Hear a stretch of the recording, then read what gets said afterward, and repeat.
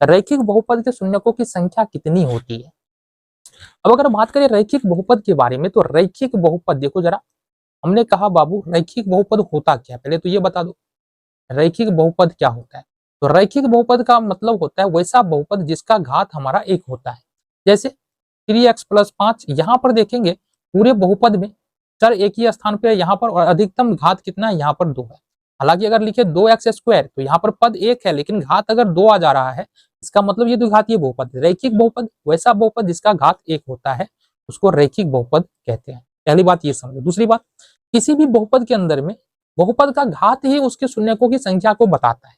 कहने का मतलब क्या है, अगर बहुपद का घात, हमने कहा बहुपद का घात यदि 1 है तो शून्यक भी 1 होगा, घात 2 है तो शून्यक भी 2 होगा, घात 3 है तो शून्यक भी 3 होगा, घात 4 है तो शून्यक भी 4 होगा। अब समझो, अगर हम बहुपद लिखते हैं 2x² + 3x + 6, तो ये हमारा एक द्विघातीय बहुपद है, क्योंकि यहाँ पर अधिकतम घात 2 है।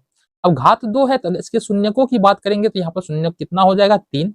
और इसी तरह से अगर कोई त्रिघातीय बहुपद लेंगे तो उसका शून्यक 3 हो जाएगा।